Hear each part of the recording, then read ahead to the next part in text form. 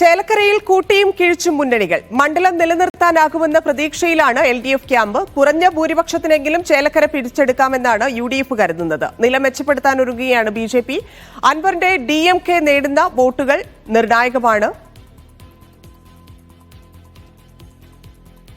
നടരാജ് പരശുരാം ചേരുന്നുണ്ട്. നടരാജ്, ഈ പറഞ്ഞതുപോലെ സൂചിപ്പിച്ചതുപോലെ അവിടെ ഒരു LDFന്റെ അല്ലെങ്കിൽ ഇടതുപക്ഷത്തിന്റെ കോട്ടയാണ് എന്നൊക്കെ പറയുമെങ്കിലും ഈ തെരഞ്ഞെടുപ്പ് ഇടതുപക്ഷത്തിനെ സംബന്ധിച്ചും അവരുടെ നിലനിർത്തുക എന്നുള്ളത് വലിയ അഭിമാന പ്രശ്നം കൂടിയാണ്. കാരണം സർക്കാരിന്റെ ഒരു അത്രയ്ക്ക് സർക്കാർ വിരുദ്ധമായിട്ടുള്ള കാര്യങ്ങൾ ഇല്ലെങ്കിൽ സർക്കാരിന് എതിരായിട്ടുള്ള ഭരണത്തിലുള്ള പ്രശ്നമൊക്കെ ഉയർത്തിക്കാട്ടിയാണ് BJPയും കോൺഗ്രസും അല്ലെങ്കിൽ UDFും അവിടെ വോട്ട് തേടിയിരുന്നത്. അത് ആർക്ക് അനുകൂലമാകുമെന്നുള്ളതിൽ വലിയ ആകാംക്ഷയുണ്ട്. പക്ഷേ അങ്ങനെ ഒരു സ്ഥലത്ത് UDFിനൊരു സീറ്റ് എടുക്കാൻ സാധിക്കും എന്നാണോ പൊതുവെ ഗ്രൗണ്ടിൽ നിന്നപ്പോൾ തോന്നിയിരുന്നത്? BJP അവിടെയൊന്നും പ്രതീക്ഷിക്കാനില്ല അല്ലേ?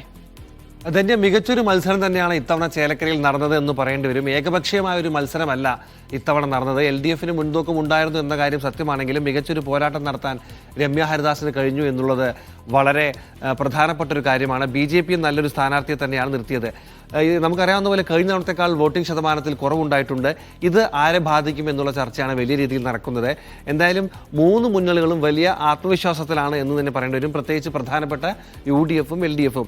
LDF കണക്കുകൂട്ടുന്ന പ്രകാരം ഏതാണ്ട് 15,000-ഓളം വോട്ടുകളുടെ ഭൂരിപക്ഷത്തിലെങ്കിലും മണ്ഡലം നിലനിർത്താൻ കഴിയും എന്നൊരു പ്രതീക്ഷ LDF പങ്കുവയ്ക്കുന്നുണ്ട്. UR പ്രദീപിനെ പോലെ ജനകീയനായ ഒരു സ്ഥാനാർത്ഥിയെയാണ് രംഗത്തിറക്കിയത് എന്ന് LDF ആത്മവിശ്വാസം പ്രകടിപ്പിക്കുന്നു. അതുകൊണ്ട് തന്നെ K രാധാകൃഷ്ണന് കഴിഞ്ഞ തവണ ലഭിച്ച വലിയ ഭൂരിപക്ഷം ലഭിച്ചില്ലെങ്കിൽ പോലും ഏറ്റവും കുറഞ്ഞൊരു 15,000 വോട്ടിൻ്റെ ഭൂരിപക്ഷത്തിനെങ്കിലും സ്ഥാനാർത്ഥി ജയിക്കേണ്ടതാണ് എന്നുള്ളൊരു വിലയിരുത്തലാണ് LDF ഉള്ളത്.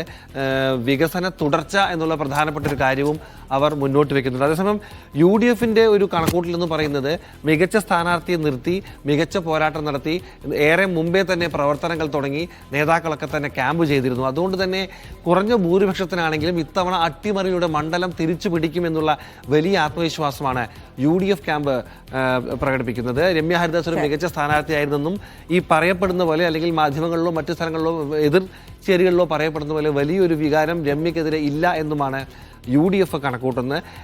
NDA ആവട്ടെ അതേസമയം 35,000 വോട്ടെങ്കിലും നേടാൻ കഴിയുമെന്നും നില മെച്ചപ്പെടുത്താൻ കഴിയുമെന്നും പ്രതീക്ഷിക്കുന്നു. എന്തായാലും പെട്ടി പൊട്ടുന്നവരെ